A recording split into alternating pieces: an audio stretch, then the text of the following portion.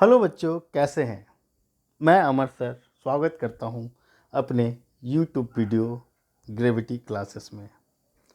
आज का जो हमारा टॉपिक है वो पॉलिनोमियल है।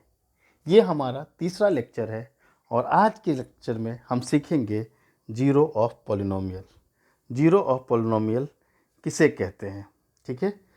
किसी भी पॉलिनोमियल का जीरो पूछा जाता है और उसी से रिलेटेड कई सवाल होते हैं।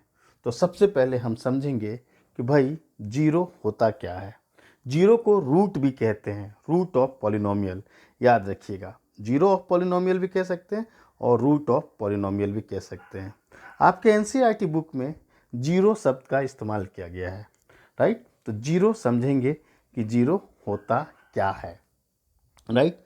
मैंने इसे समझाने के लिए दो एग्जाम्पल लिए हैं। एक जो है वो है क्वाड्रेटिक पॉलिनोमियल और दूसरा है क्यूबिक पॉलिनोमियल। ये ऊपर वाला क्वाड्रेटिक, नीचे वाला क्यूबिक पॉलिनोमियल। क्वाड्रेटिक पॉलिनोमियल क्या होता है और क्यूबिक पॉलिनोमियल क्या होता है ये आपको पता होगा, क्योंकि मैंने अपने लास्ट वीडियो में इसे बताया था। फिर भी थोड़ा सा मैं बता दे रहा हूँ। जिस पॉलिनोमियल का मैक्सिमम पावर 2 होता है वेरिएबल पे, वो क्वाड्रेटिक होता है। जिस पॉलिनोमियल का मैक्सिमम पावर 3 होता है वो होता है क्यूबिक पॉलिनोमियल। अब बात करते हैं जीरो की। देखिए, मैंने क्वाड्रेटिक पॉलिनोमियल के दो जीरो लिए हैं, 2 और 3। एक्चुअली 3 इसका जीरो है नहीं, इसका जीरो है -3। तो हम 3 पुट करके देखेंगे, देखते हैं क्या होता है। उसी तरह क्यूबिक पॉलिनोमियल के 3 जीरो है, 1 -1 -2। याद रखिएगा, एक बहुत ही शानदार कॉन्सेप्ट दे रहा हूँ। क्वाड्रेटिक पॉलिनोमियल का हमेशा 2 जीरो होते हैं, क्यूबिक पॉलिनोमियल का हमेशा 3 जीरो होते हैं। जिस पॉलिनोमियल की डिग्री 4 होगी उसके 4 जीरो होंगे, जिस पॉलिनोमियल की डिग्री 5 होगी उसके 5 जीरो होंगे, और लीनियर पॉलिनोमियल का 1 जीरो होगा, क्योंकि उसमें मैक्सिमम पावर 1 होता है। तो ये कॉन्सेप्ट याद रखिएगा। देखिए, ये क्वाड्रेटिक है तो इसके 2 जीरो हैं, ये क्यूबिक है तो इसके 3 जीरो हैं। अब बात करते हैं कि जीरो होता क्या है। बच्चों, जीरो वो नंबर होता है जो पॉलिनोमियल के वेरिएबल के प्लेस पे पुट करे तो आपका आंसर जीरो आना चाहिए। यानी वो सारे नंबर जिसको पुट करने पे, वेरिएबल के प्लेस पर पुट करने पे आंसर जीरो हो जाए, वो पॉलिनोमियल का जीरो कहलाता है। अगर 2 और 3 इस पॉलिनोमियल का जीरो है तो इसको पुट करने पे आंसर जीरो आना चाहिए। चलिए चेक करते हैं।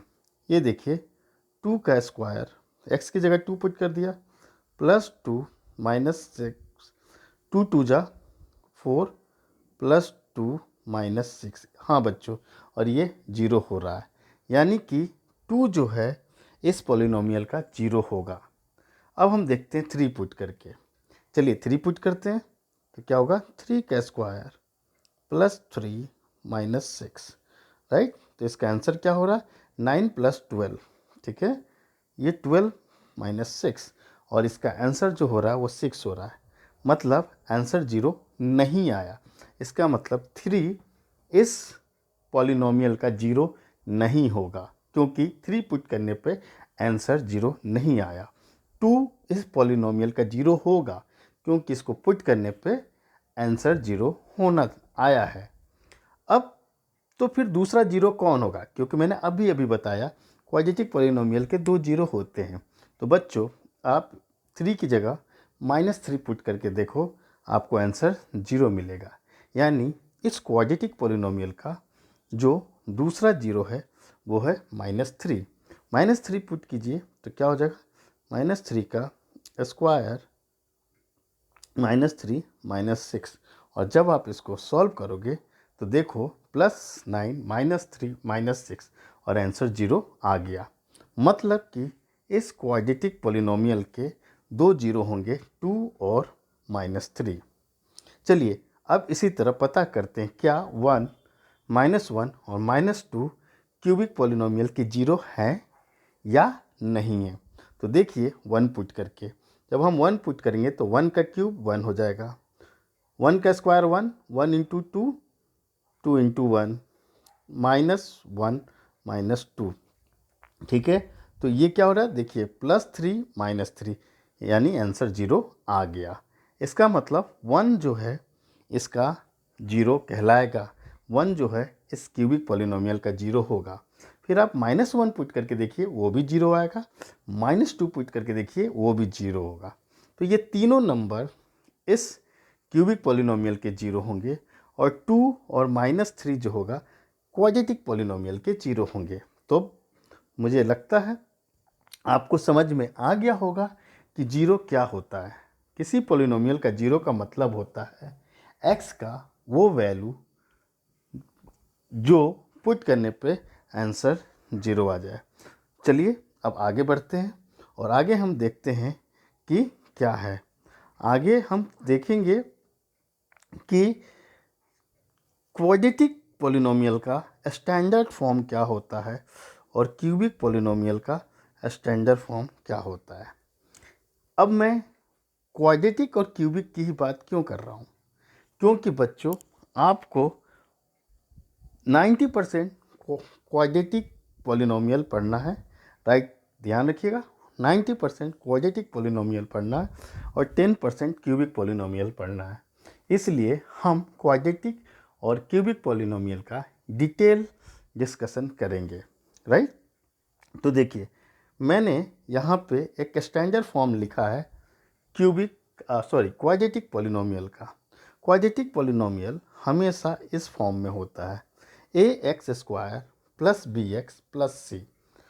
तो ये एक क्वाड्रेटिक पॉलिनोमियल का स्टैंडर्ड फॉर्म है और अगर हम इसके आगे 0 लगा देते हैं, 0 से इक्वेट कर देते हैं, तो वो क्वाड्रेटिक इक्वेशन हो जाता है। इस बात का आप ध्यान रखिएगा। क्वाड्रेटिक पॉलिनोमियल वो होता है जो इक्वल टू के साथ 0 नहीं होना चाहिए और अगर हमने इक्वल टू 0 लगा दिया तो वो क्वाड्रेटिक इक्वेशन बन जाएगा, ठीक है। अब इसको एक एग्जांपल से समझते हैं। देखिए मैंने जो यहाँ पे एक क्वाड्रेटिक इक्वेशन लिया है 5x² + 4x + 2। तो देखिए यहाँ पे जब स्टैंडर्ड फॉर्म से कंपेयर कीजिएगा तो देखिए 5 जो है वो a है, a, b 4 है और c 2 है और देखिए वो स्टैंडर्ड फॉर्म में है। अगर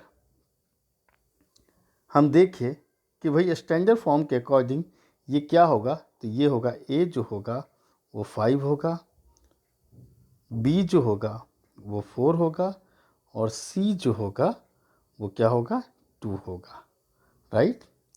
एक चीज़ और आप ध्यान रखिएगा,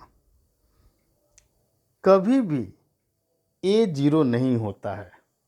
अगर a 0 हो गया यानी x² का टर्म ख़त्म हो जाएगा और अगर x² का टर्म ख़त्म हो गया तो वो क्वाड्रेटिक पॉलिनोमियल कहलाएगा ही नहीं, क्योंकि क्वाड्रेटिक पॉलिनोमियल के लिए x² चाहिए, राइट। हम थोड़ा सा और आगे देखते हैं। ये देखिए कुछ एग्जाम्पल को समझते हैं। ये देखिए 5x² 4x + 2 क्वाड्रेटिक इक्वेशन है, क्वाड्रेटिक पॉलिनोमियल है, राइट।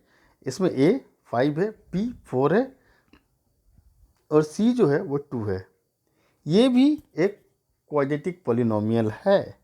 क्यों है, क्योंकि c 0 हो सकता है और c 0 होगा तो 2 नहीं होगा। तो 5x² + 4x भी क्वाड्रेटिक इक्वेशन होगा। यहाँ देखिए 5x² + 2 भी क्वाड्रेटिक इक्वेशन है। क्यों, यहाँ b 0 है और b 0 हो गया तो 4x का टर्म हट गया।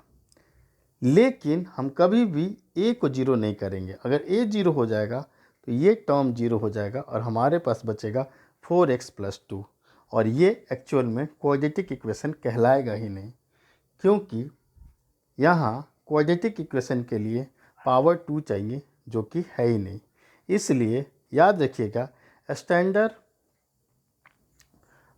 फॉर्मूला में a को 0 नहीं बताया गया है, a कभी भी 0 नहीं होना चाहिए। तो आई होप इस एग्जाम्पल से आप समझ गए होंगे कि क्वाड्रेटिक इक्वेशन का या क्वाड्रेटिक पॉलिनोमियल का स्टैंडर्ड फॉर्म क्या होता है। वो होता है ax² + bx + c और अगर 0 से इक्वेट कर दे तो ये क्वाड्रेटिक इक्वेशन बन जाता है, राइट। चलिए अब हम आगे देखते हैं क्यूबिक पॉलिनोमियल का स्टैंडर्ड फॉर्म, ठीक है। और यहाँ मैंने एक क्यूबिक पॉलिनोमियल लिया है, उसका स्टैंडर्ड फॉर्म लिखा है, वो होता है ax³ bx² plus cx plus d।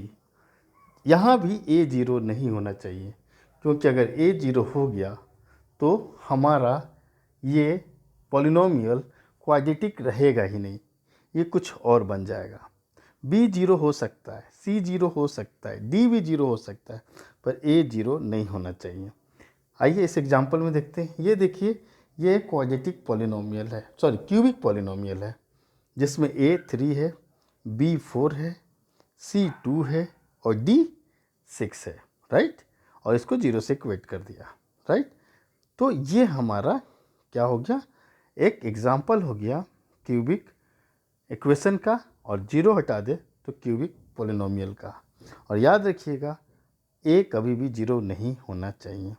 यही इक्वेशन ऐसा भी हो जाता चलेगा, 3x³ प्लस 2x प्लस 6। ये देखिए, ये टर्म इसमें नहीं है, 4x² नहीं है, फिर भी ये क्यूबिक पॉलिनोमियल कहलाएगा, क्योंकि सबसे इम्पोर्टेंट है कि x³ का टर्म है।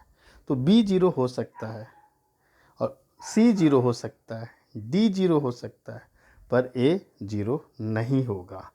तो बच्चों, आपने इस टॉपिक में देखा कि किसी पॉलिनोमियल का 0 क्या होता है, 0 का मतलब क्या होता है, और क्वाड्रेटिक पॉलिनोमियल और क्यूबिक पॉलिनोमियल का स्टैंडर्ड फॉर्म क्या होता है। नेक्स्ट वीडियो में मैं बताऊंगा कि 0 का रिलेशन कोफिशिएंट से कैसे होता है, मतलब ये a b c d से एक 0 का रिलेशन क्या होता है, मैथमेटिकल रिलेशन क्या होता है, ये हम जानेंगे। और 0 निकालते कैसे हैं ये भी सीखेंगे। ऐसे हमने क्लास 9th में क्वाड्रेटिक पॉलिनोमियल का 0 निकालना सीखा है मिडिल टर्म एक्सप्लिट के द्वारा। चलिए बच्चों, तो नेक्स्ट वीडियो में पॉलिनोमियल का और भी न्यू कॉन्सेप्ट को सीखेंगे। तो वेट कीजिए मेरे नए वीडियो का, और चैनल को सब्सक्राइब जरूर कर लीजिए, तो आपको रेगुलर अपडेट मिलता रहेगा। चलिए अभी के लिए bye bye bye, thank you, मिलते हैं।